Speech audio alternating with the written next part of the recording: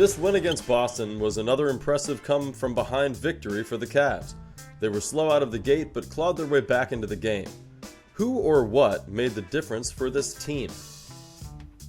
I think right off the bat, you have to point at Lamar Stevens. Lamar Stevens looked like he was ready for the moment. He wasn't afraid to go against the Eastern Conference champions and to bring it.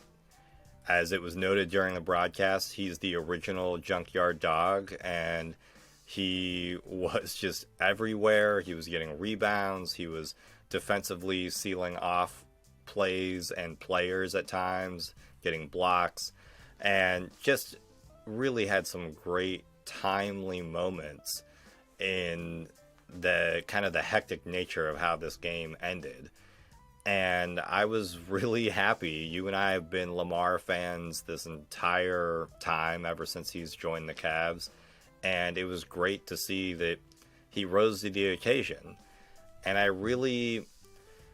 it's kind of something that I've talked about a lot with Lamar. And Lamar and Donovan Mitchell have something in common. And Mitchell's even brought this up before when Lamar was in the rotation as a starter, which is that Lamar will call players out. He and Donovan, I think, have that similar nature of you put everything out there on the floor. You bring all of your A game and all of your effort, and you'll get good results no matter what.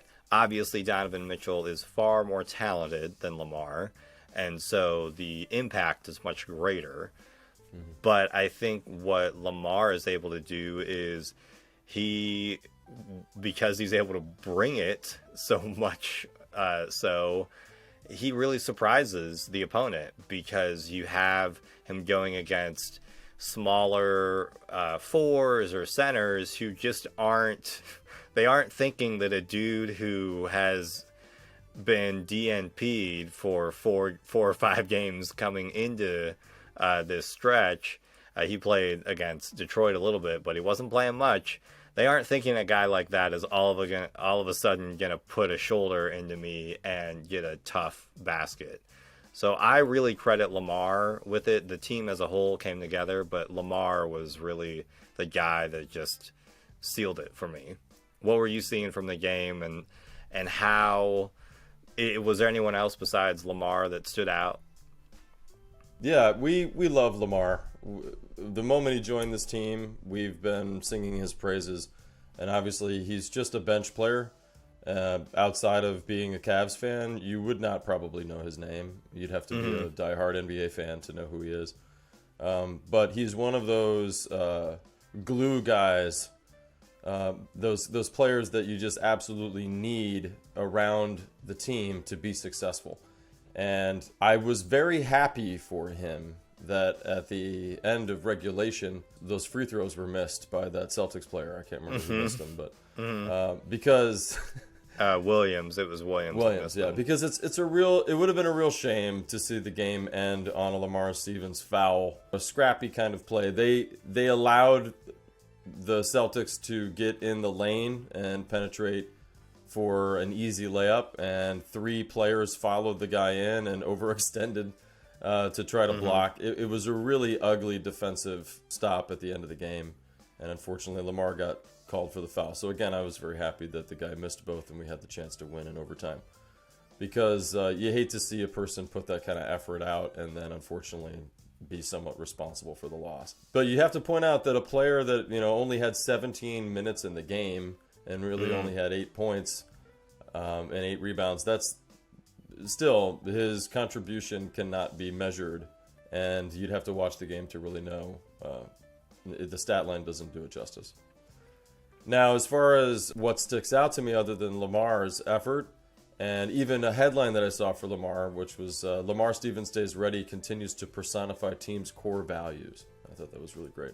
I would say the person who sticks out to me the most from this game, it would be easy to say Donovan Mitchell, because of course he had 40 points in 47 minutes, and he was the full reason why he had any chance to win at all. Pretty good. Just a little bit.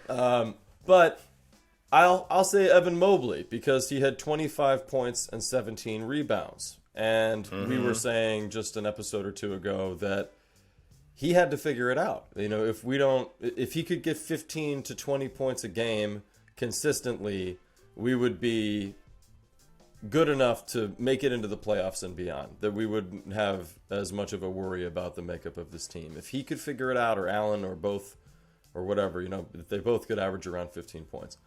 And that's something that I was very pleased to see Mobley had the game that he had. What a superstar game, right? And it would have been more apparent if Donovan hadn't gone off. But the other two things that I'd point out are only that Garland had a very poor shooting night, and Allen had 4 points. Yeah. So if those two players had kind of produced what I think they are capable of, or more consistently capable of, then it wouldn't have ever even flirted with OT. We would have just handedly beat them by maybe 10, 15 points. So we still are trying to figure that out. Like, it seems like 3 guys can get theirs most nights, but then 2 more are struggling. And yes, that's a luxury to have 5 guys on your team that can and go off on a night, but that's what this team is capable of doing. And when JB wants to play smaller lineups, then you need these guys to be able to produce like that. And that one final comment to make before I pass it back to you was just that I was pleased that JB, used a little bit larger of a lineup. I thought that was a pleasant surprise as well, since that's been a nitpick of ours. What were your thoughts about the minutes and how he used everyone?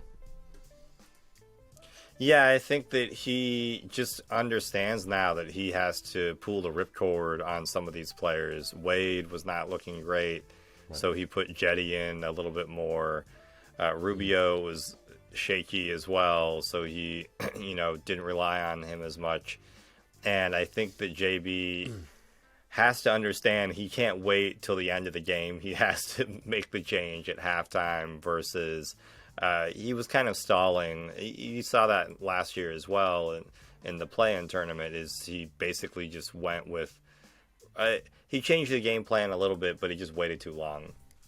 And so now I think he is comfortable enough with this whole roster that he has to have the ability to just change players in midstream. This makes me think a little bit of everything that went down with Kevin Love. I'm kind of curious if the rest of these players, they aren't as apprehensive about getting pulled. They understand. We know that Jetty's been pulled whenever. I mean, Jetty's been pulled even when he's not on the basketball floor by JB, rightly or wrongly.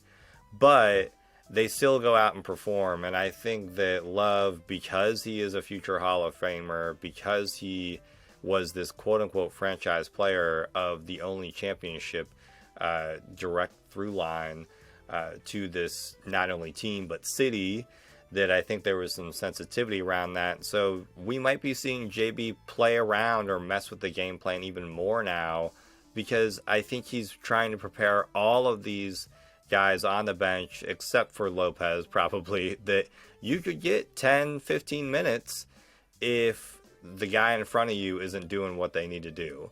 And so that was refreshing because, as we mentioned, Lamar did play against Detroit, but a lot of players played against Detroit because it was a whooping.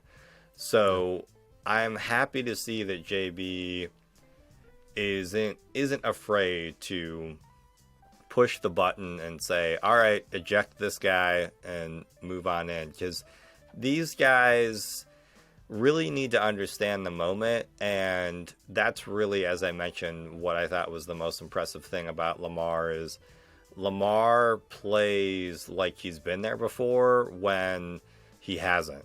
And that's really kind of surprising for a bench player. And I'm seeing that, Dean Wade and Jetty are getting a little lost in how they're supposed to fit. And I hope that they find their way. I want them to all be successful. But if you can rely on a guy like Lamar, then that is a luxury because you have a guy who is prepared. Thank you for listening to the Cavaliers Basketball Club podcast. Let's go Cavs!